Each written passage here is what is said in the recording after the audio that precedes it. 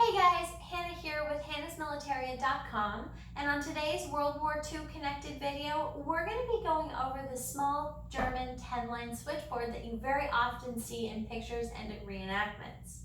Now, the reason this is referred to as the small version is that there is an earlier large 10-line switchboard.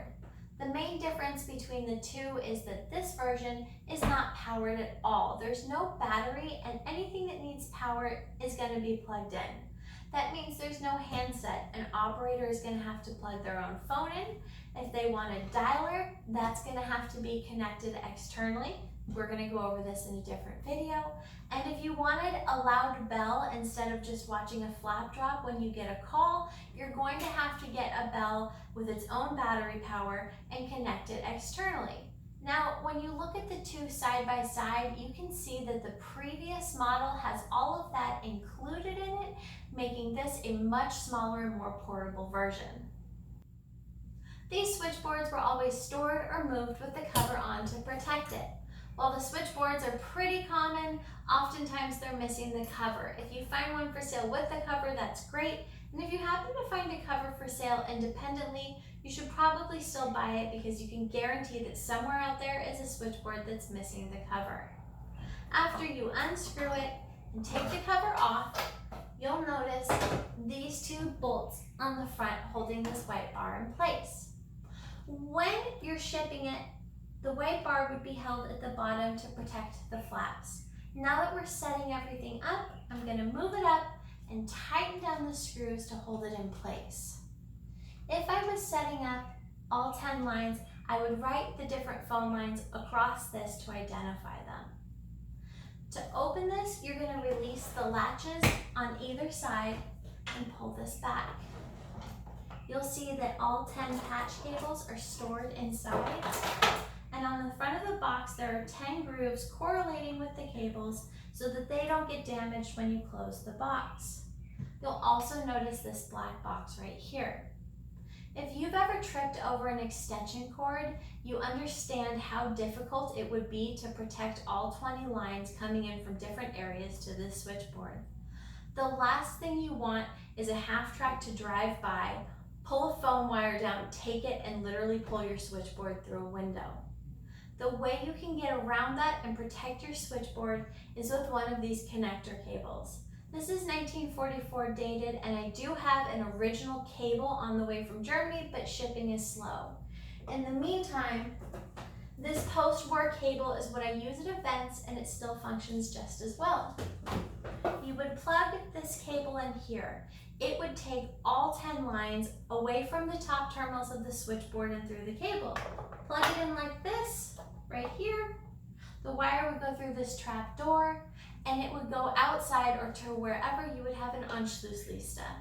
The Anschlussliste would then turn all 10 wires back into independent terminals, taking all of the pressure and danger of damage away from your switchboard. Now that we close this, let's look at the top. You're going to see the two terminals on the left, and that's where the operator's phone would be wired in. The terminals on the right are for an external bell or alarm. You don't need an external bell or alarm. Regardless, when you get a call incoming, the flap associated with the line that's calling you is going to drop down and let you know the call is coming in. However, if you're not paying attention or you're in the other room, you may miss the call, which is why I've wired one in already. Also, if you look at the front of this, you'll see that I've plugged each patch cable into the hole above where it came out of the switchboard. That doesn't actually do anything, however, it does keep things much more organized for the operator. I'm going to go ahead and plug this phone into line 1. And this phone into, let's use line 5. The same with most FF33 accessories or equipment.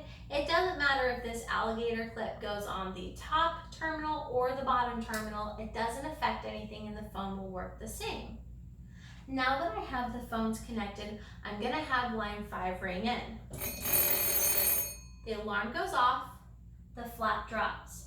For For the operator to answer the phone call, they need to depress the button of the line that called. Now the operator can speak to line 5.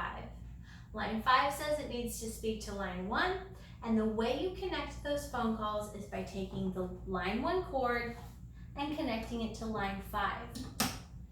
If that doesn't work or the connection isn't clear, you can also take the patch cable from line 5 and plug it into line 1. I would also like to point out that as collectors use these, they find that sometimes different terminals don't work well. It's absolutely imperative that you take the time to clean these off and sand them down. Not only that, but also get inside of these with a Dremel tool and clean them out, and I promise you will see a world of difference.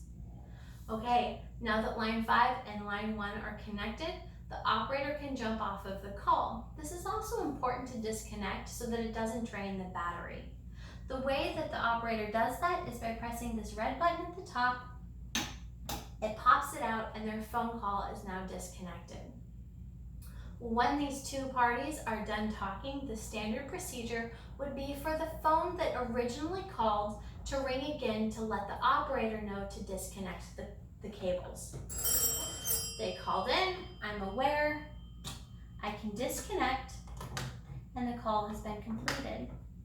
I hope this helped you understand the basic functions of the small 10-line switchboard. Please hit subscribe and I look forward to your comments below. Thank you.